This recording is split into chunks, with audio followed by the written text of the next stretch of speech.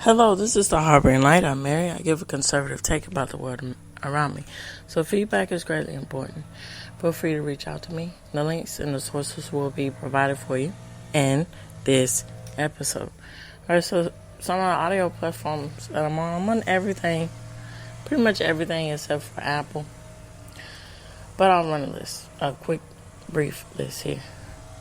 So, for one, Spreaker, Spotify, Pandora, iHeartRadio, Amazon Music, just to name a few. Alright, so this episode is all about the lore and keeping up with sea life. This time I'm going to go into the aspects of a different point of view with rain. So, I'm going to talk about different cultures that have folklore, and that's included with rain and the perspective behind that. Here we go.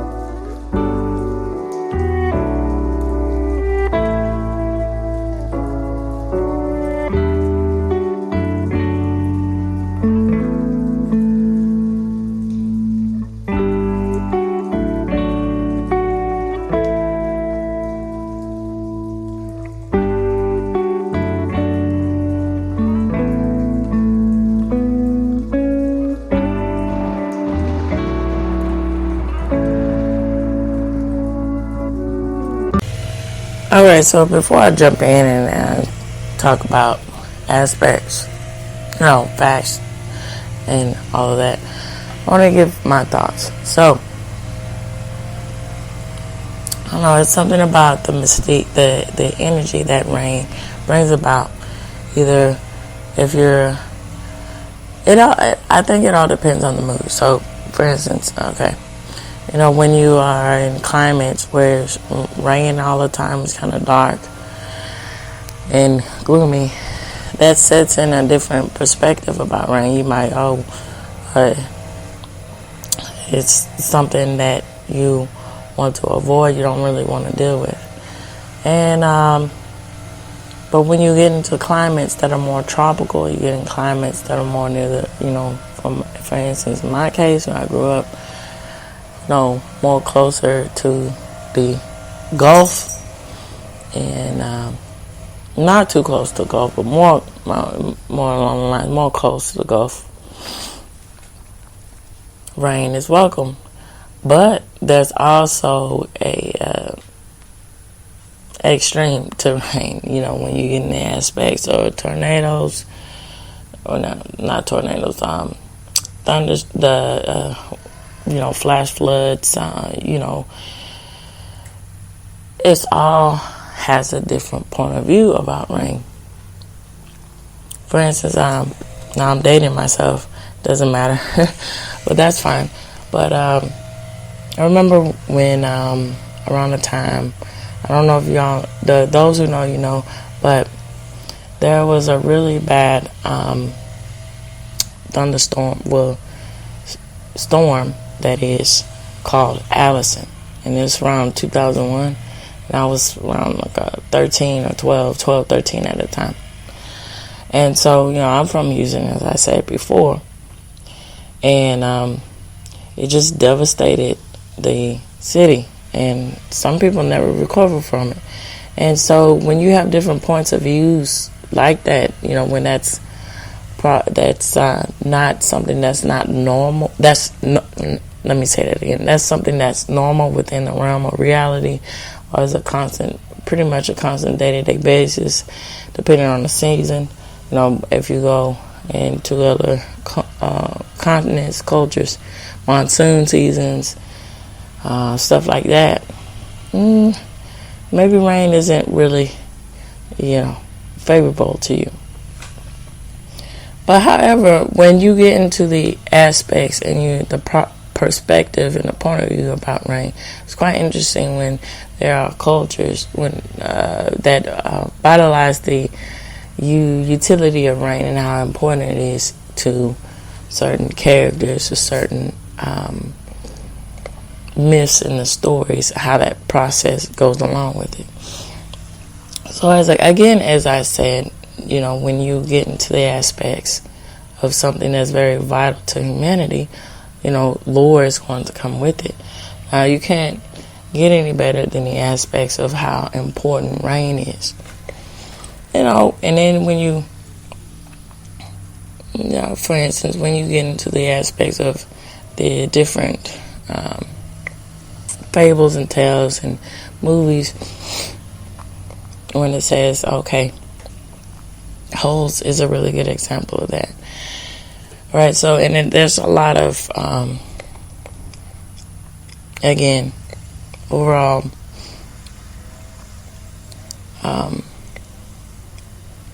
Christian themes. I'm sorry, I got a little bit something in my throat.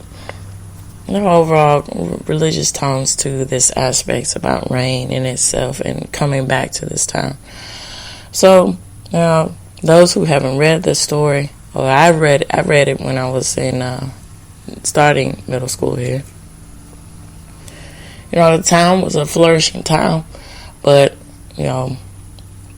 when Kate Barlow or something like that, her name, when she was stricken with tragedy and she left the town and she became an outlaw and everything else, it was cursed, they say. And the curse intact with that was, it was just desert land, no drought, no rain, nothing. And so the main character, I'm not thinking about, I can't, recall his name right now. But anyway, with the Disney depiction of holes, Shia LaBeouf's character here, Stanley Yelnats, Stanley, there we go, here we go. You just got to think a little bit. He, in itself, was the promise, to bring back the vitality, as you can say, to the land. And that was sure enough true when it started to rain again, when everything was made whole again with him and the legacy of his family, particularly his grandfather. And that's something to think about how, there's different realms of things, whether it's faith, where it's just, words of wisdom, where it's just, a head scratcher, or so forth. It's quite interesting, and how that relates to the aspects of re-understanding, let's say rethinking, and getting to the main point of how important rain, water is into our way of life. Alright, so with this said, I'm going to get into some facts about mythology lore about rain. Here we go. Okay, so I'm going to just jump right in here. And of course, this source of cooling with it, and the how I do, like to extend on top of the AI source that I provide to give you more in-depth aspects about the topic. Both of those sources will be provided for you in this episode. Alright, so here we go. Folklore and rain. In various mythologies, rain is often associated with the deities who control the elements and its effects on the world. For instance, in Aztec mythology, Tlaloc was the god of rain, earthly fertility, and water, and his name translates to he who makes things sprout. So the Aztecs made offerings to Tlaloc to ensure the survival of their crops, and he was depicted with distinctive features such as big eyes and fangs on various items of their visual culture. So, moving on to indigenous, cultures, particularly in Hawaiian mythology. La'ano was a major deity. Sorry about that. Okay. Red, yellow. Anyway. All right. So, Lionel was a major deity closely tied to agriculture, fertility, and rainfall. So he was honored during the annual, forgive me for the pronunciation of this, Makatanki season. So this is a period of peace, feasting, and celebration, making the end of the harvest season and the arrival of the rainy months. So in other cultures, there are also deities associated with rain. For example, in Berber mythology, forgive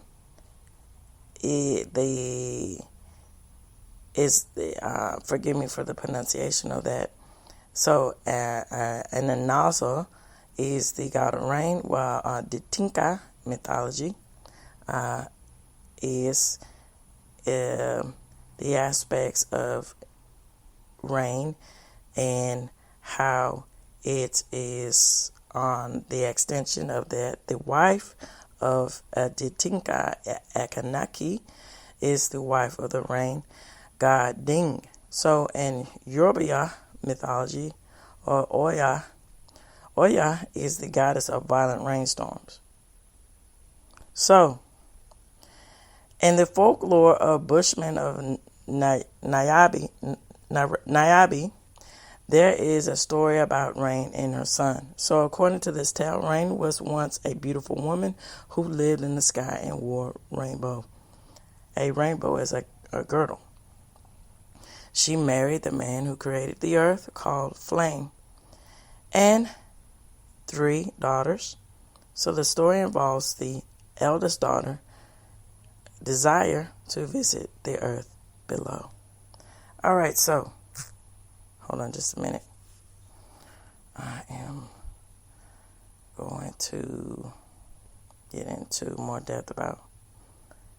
So Belbers, to extend out to what I was talking about, Belbers, this is a part of North Africa and indigenous culture. So, if you want more insight to that, Belbers culture is of North African descent. All right, so I am going to extend out onto this and give more thoughts. Here we go.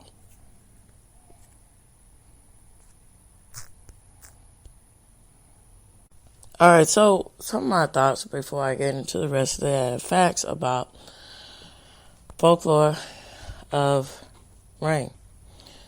So, all right, so it's quite interesting in the aspects of how vital, particularly with when we get in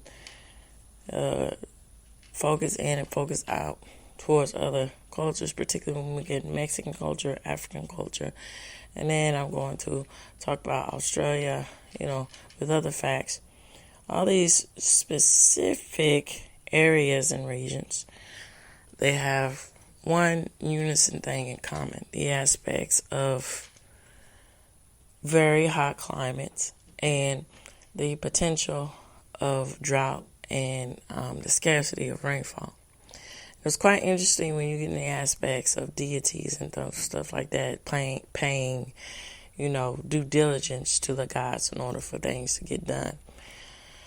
So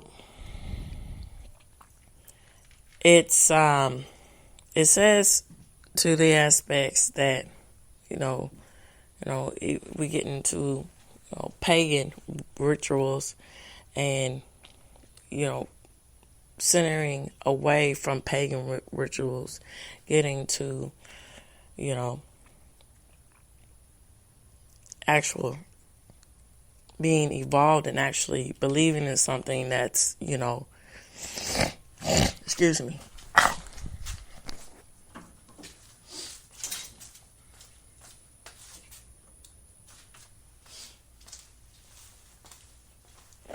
When man, woman, gets involved in believing in something, whether they choose to do that or not, that is very spiritually grounded and spiritually grounded.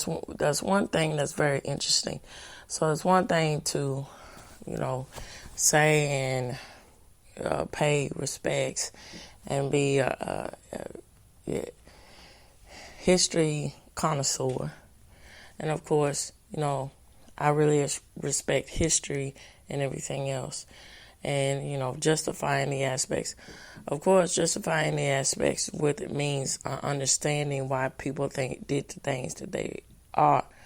But it's also interesting on that realm to also pay respects to the aspects of being involved, to understand that religion is not all what it seems in the mainstream media on the surface level, that it's, this pious thing. And it's not all like that. So the whole beauty behind, religion, at its greatest, particularly when we talk about Christianity here, it centers around the reasoning of being morally just, having your moral ground in when you make decisions. And so I bring this up because this is, proof case with, paying respects to deities, particularly, when we get into Aztec cultures and beyond that. Most of the time, these people who were believing in this, they did very, unjust things. They did very morally questionable things in order to think that they're appeasing the gods to get what they need to survive. And that's something to really think about in the aspects of civilizations thriving. Like, what do you need to thrive, such as rainfall, water, food, nourishment, and so forth. So with all that said, I'm going to get into the rest of the facts about rain folklore. Here we go. And, like always, and like I say always in my podcast, sources will be provided for you if you are where so and see where I get all of my information from, and you want to check out further information. All right, so here we go. This is entitled The Deities and Gods of Weather, Exploring Ancient Mythology and Beliefs. So, weather has always held a powerful sway over our existence. People around the world have long looked to the elements, seeking to understand the mysteries of the sky. In the past, beliefs about what or who controlled the weather were so influential that they shaped agricultural behavior, even the course of wars. Are you interested? Join, let's take a look at this info to dig deeper. All right, so Zeus, starting out with him. So, in Greek mythology, Zeus, the vulnerable king of the gods, ruled over the skies and commander of the weather. So Zeus was responsible for thunderstorms and lightning, and was often depicted in massive mosaics and marble sculptures with a lightning bolt in his hand. So Zeus controlled could be pretty vengeful. It was said when mortals forgot about him, he caused drought, participating terrible famines, so regular prayers to Zeus were crucial. Zeus's brother Poseidon, meanwhile, controlled the seas and earthquakes. Quite interesting. And I don't know, it's, the aspects too with that, with how the perception of reality, gets told through tales and mythology. And it's quite interesting when how powerful the imagery and the aspects of mythology it goes into Christianity. So a really good example of that is the aspects of, now I'd like to know how you all chime in, what you all think about this perspective of it, and your thoughts about it, and your insight and knowledge for those who are either Christian or, have a thirst for knowledge about biblical texts. So there is one instance in with the tale of Noah that, after the great flood ended, there was a rainbow in the sky, an arc of a rainbow in the sky. So it's alleged that because of that what that actually was entailing, to symbolizes that God was making his amends, or his peace and his graces with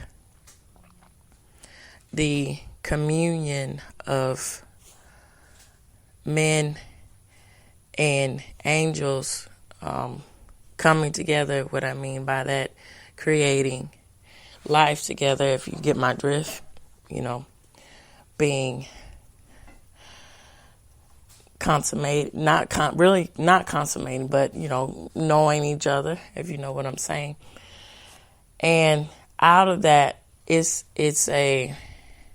alleged that this is the reason for gods and goddesses. It's quite interesting. All right, so Thor, the red-bearded and occasionally blonde thunder god of Norse mythology, was a central figure in Viking sagas and pagan Germanic poetry and historical myths. He widened the mighty magical hammer that not only represented his control over thunderstorms, but also served as a weapon against giants and other adversaries. So for ancient Scandinavians, the sound of thunder was often attributed to Thor's hammer striking the heavens, while lightning bolts were the spark for its impact. Though the Norse gods have their origins in pre-Roman times, the cult of Thor was its height during the Viking era, when the fierce warriors looked to Thor for victory in battle. All right, so Thalok. And the Aztecs held Thalok in high regard, and the god of rain, earthly fertility, and water.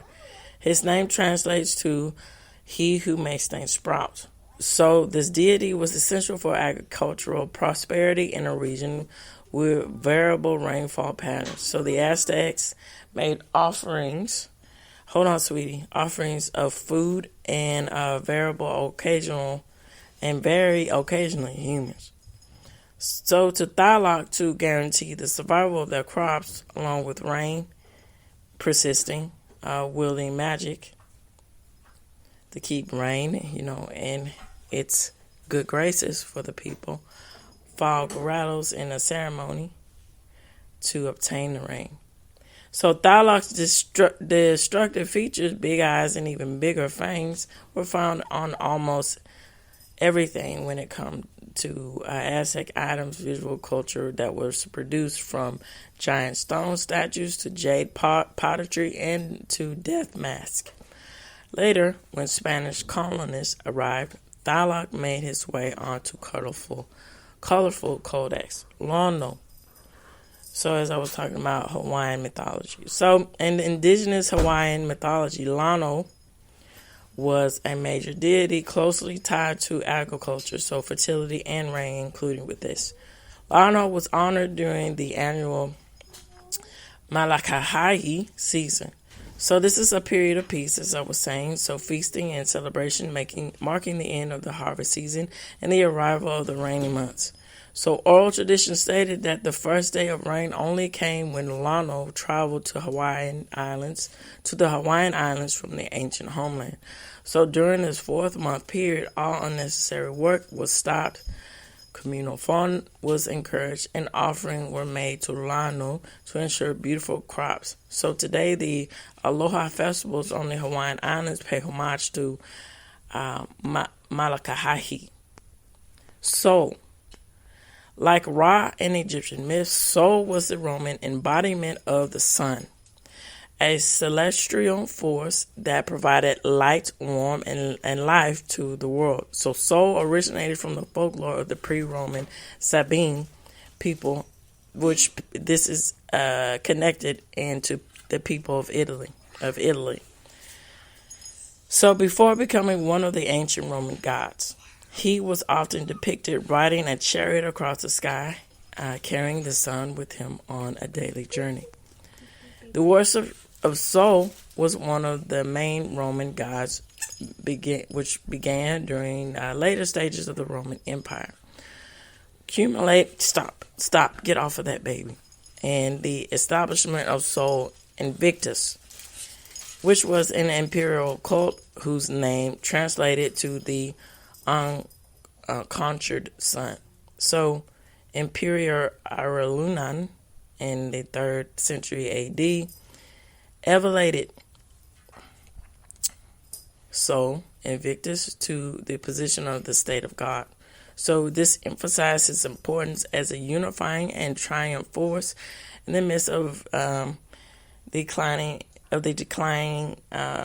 statue, that is, of emperors, and their challenging their force within the people and the citizens. Well, the people, they didn't consider, in the Roman Empire, well, it's a gray area, citizens, so forth, but they had rule over them. All right, so the rainbow serpent. So in Aboriginal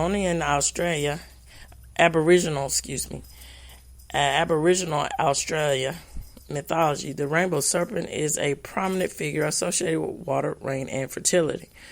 So this colossal serpent is believed to have created Earth as we know it, forming rivers, lakes, and valleys, and so forth.